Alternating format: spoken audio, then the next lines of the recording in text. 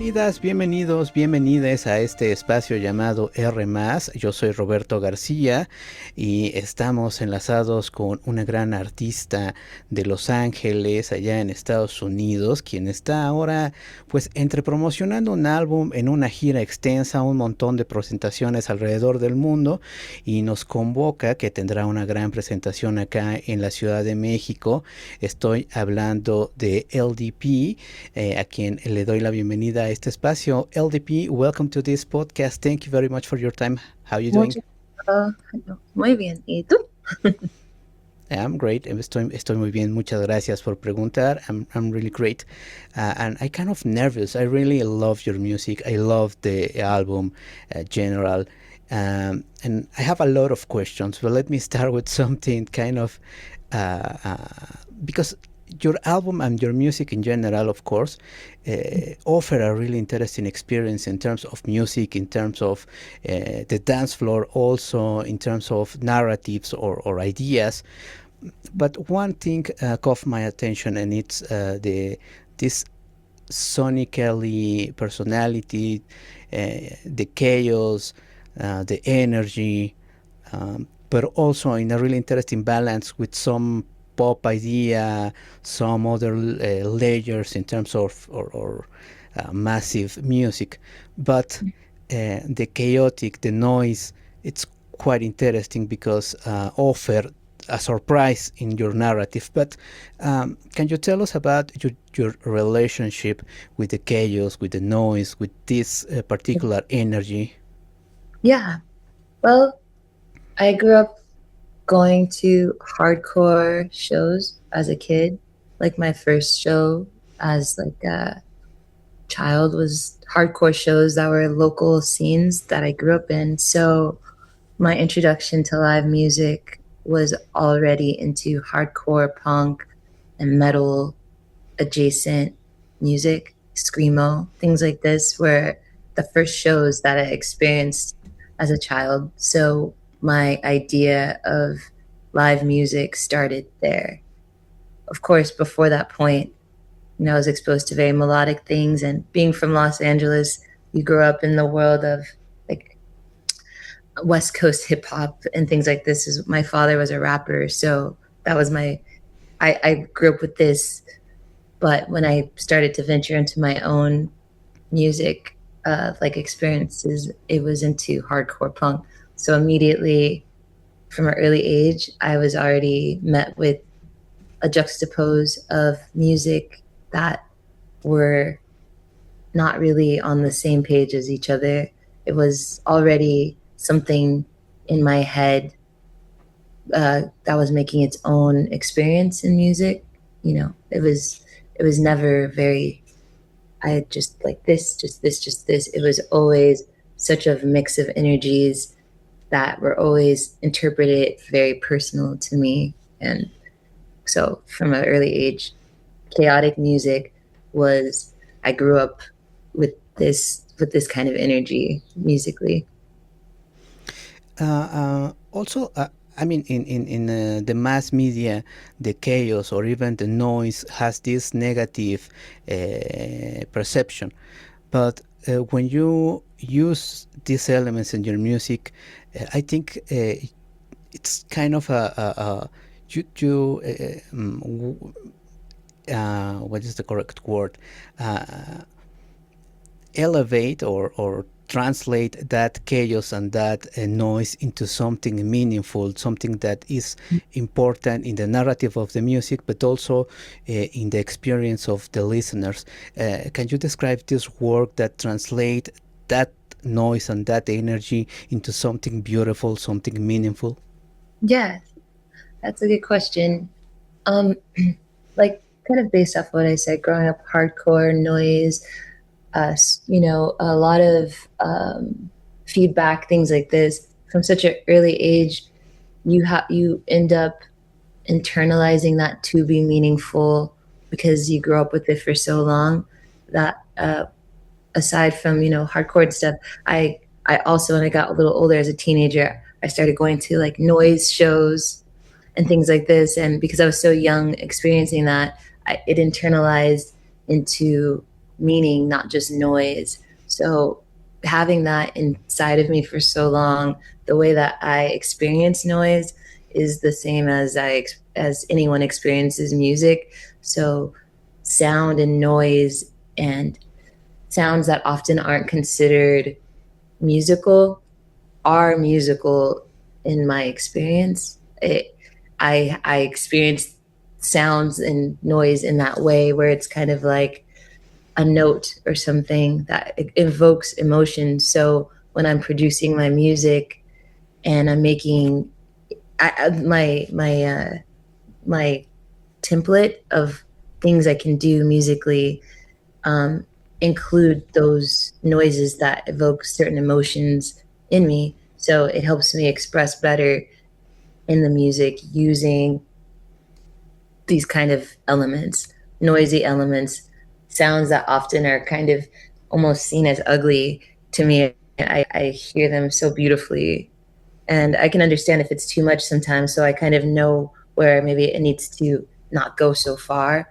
But sometimes it's just that one sound or something, some sort of noise that's just like, and this will just provoke another sense, inside of the listener's experience, pretty much. Actually, the album general offer a really I don't know if it's a snapshot of a lot of sounds, experience, emotions, but I read an interview with I don't remember which was the media, but I read that you say something like that it's like a snapshot or something like that about your present work or that moment in your work. But yeah, can you describe that moment, because it's not the same when we are now. I think the music write songs, produce songs, but when the listeners, the audience, can listen that work, it's not the same present of the musicians. Can you describe that moment in and the contrast with the present moment, with your present moment? Yeah, I wrote the album over a long amount of time. And so each song on the album is kind of from a different emotional place every for the last couple of years. It's, so you can kind of hear how it's so, I guess, a bit eclectic sound wise, but for me it's just kind of my life. Like it's exactly how I live. It might sound different each song, but that's just me expressing wholeheartedly where I'm at every stage of my life.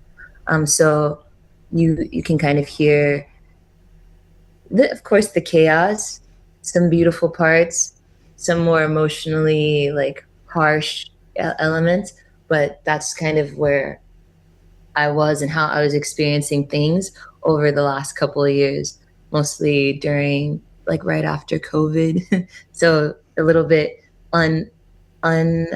certain feelings, I guess. But I was just using each song as like a snapshot of those emotions because they're so fleeting that if I didn't make some sort of art to capture the moment, I wouldn't be able to remember what that feeling was. It would be gone. It's so fleeting. So when I listen back to General, I sometimes I'm listening from my new perspective and I'm like, oh yeah, it takes me back to those moments that I would otherwise forget. They would be forgotten without the marking of the time with the music. So from that time you could see maybe it was more chaotic.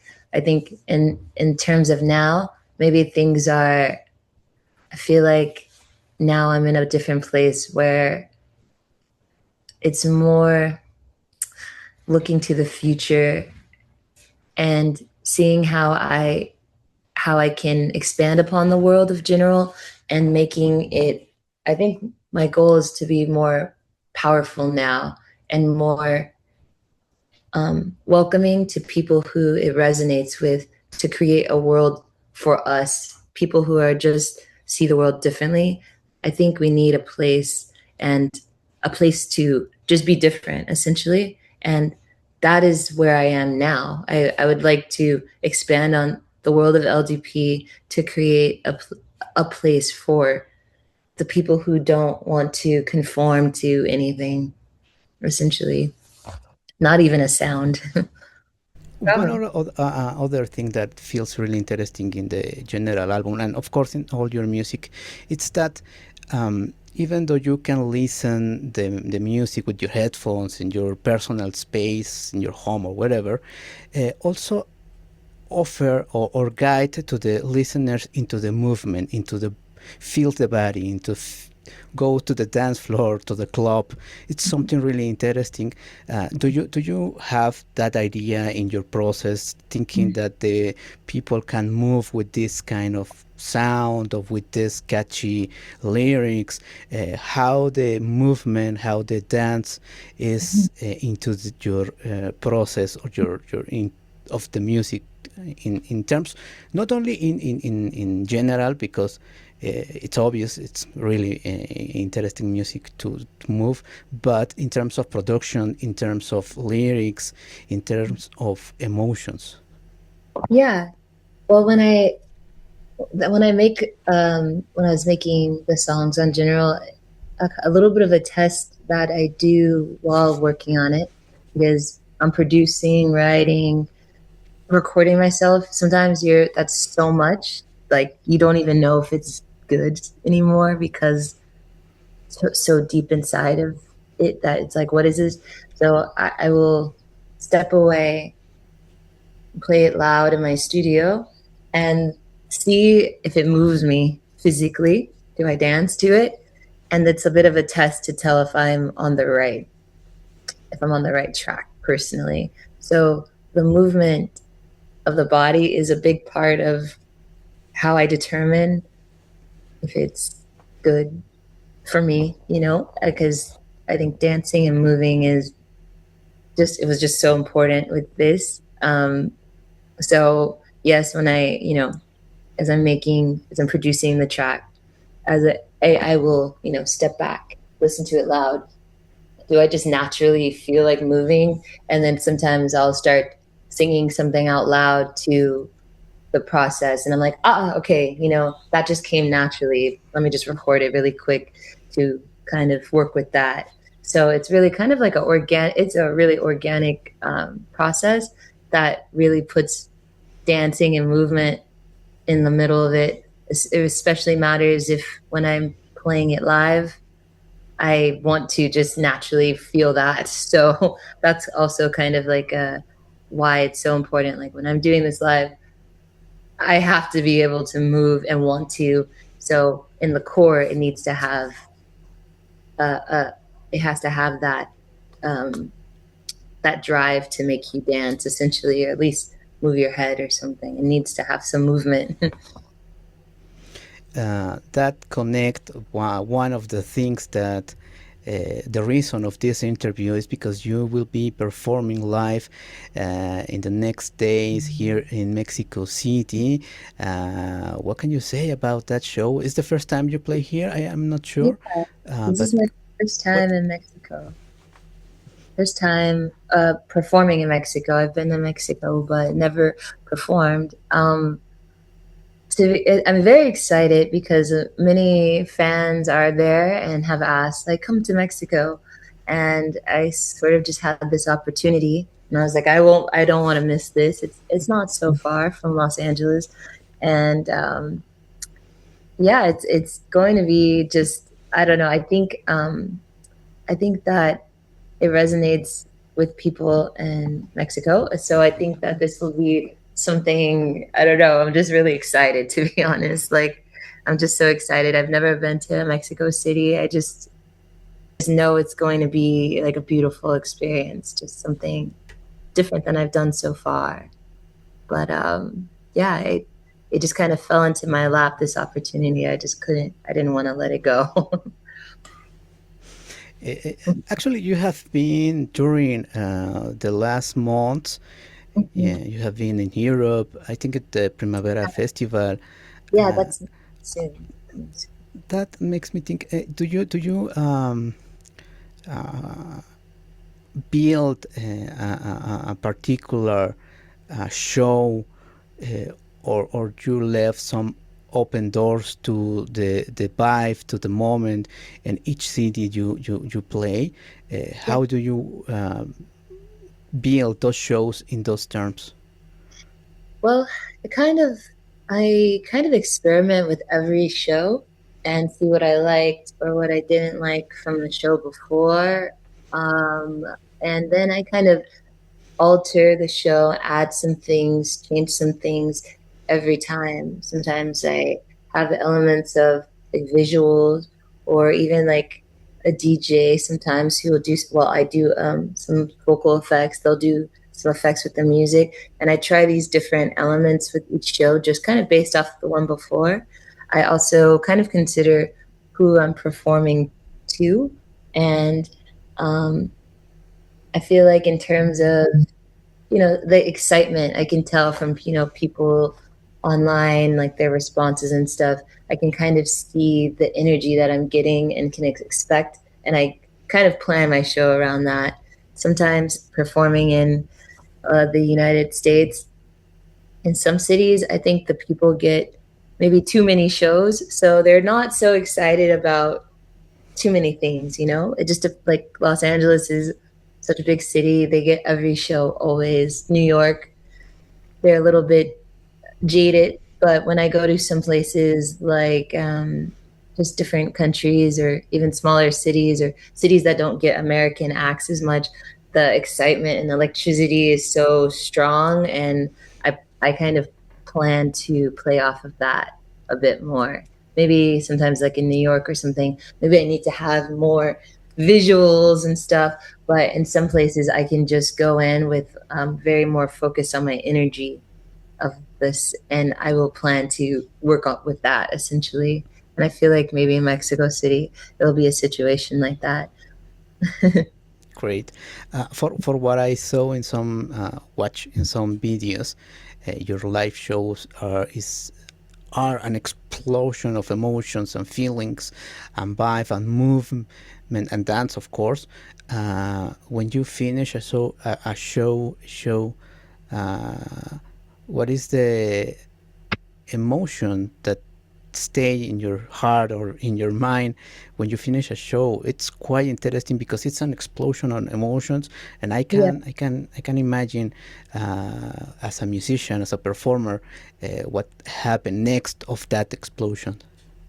Yeah. Well, sometimes it almost feels like a little bit out of body sort of experience. So sometimes people who don't know me, like the staff for the show, they'll be like, okay, you're really cool. Like, they're very calm. Then they see the show. They're like, I was not expecting that because you were so chill before. And I'm like, it's because I'm just almost tapping into something else that even I don't know what's gonna happen.